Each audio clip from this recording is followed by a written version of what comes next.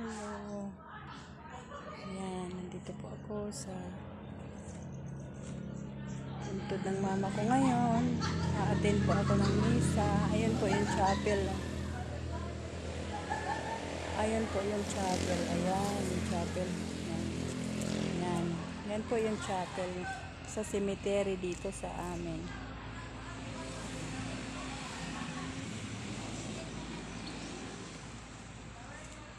Ayan, video-video muna ako.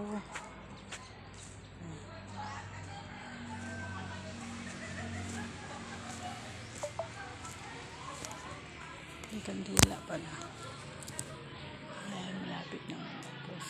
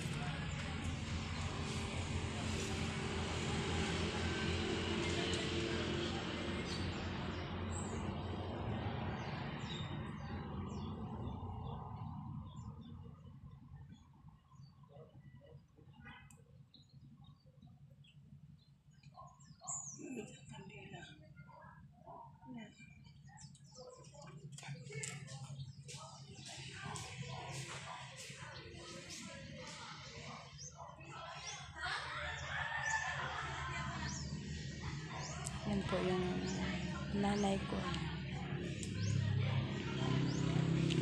Yan, dalaw-dalawin natin po ang ating mga mahal sa buhay na yumauna. Dahil yan lang naman po ang kanilang pagkain, ang kandila at ang prayers for their soul. Kaya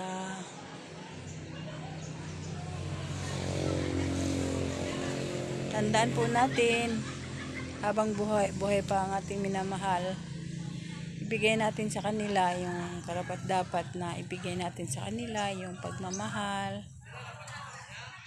pagkain, vitamins, alaga,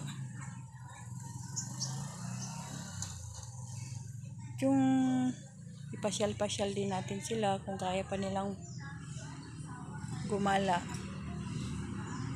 Tsaka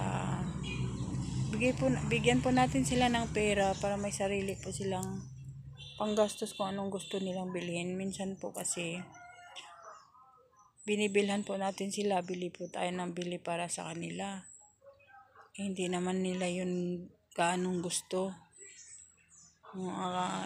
Alam natin gusto nila yung binibili natin, yun natutuwa sila, pero meron din talaga silang yung gustong-gusto nila na gusto nilang bilhin. Yan po ang natutunan ko sa late mother ko. Na sana habang buhay sila, intindihin natin sila, kung matanda na sila, kung ano yung mga kaibahan noong sila ay hindi pa matanda. Kasi may pagbabago po ang tao. Habang hindi pa sila matanda, maayos-ayos pa silang magsalita, yung mga pag-uugali. Pero kapag tumatanda na, mayroon na silang mga paiba-ibang ugali, gaya nung mga pagkain, hindi na nila pwedeng ulit-ulitin kainin. Tsaka gusto nila, yung pag may sinabi sila, kailangan sinunod mo. Kailangan kung di mo man masunod yung gusto nilang ipagawa sa'yo, paliwanag mo ng maayos, hindi yung sigaw-sigawan mo na lang sila.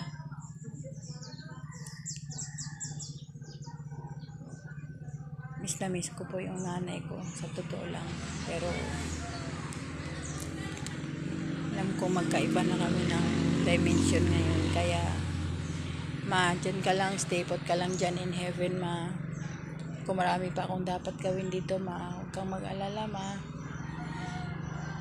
At ginagabayan ko naman yung mga kapatid ko dito. I love you, ma, and rest in peace. Yan. Mama ko nakatingin. nasa picture. Yan, nasa picture. Yan. Thank you for watching.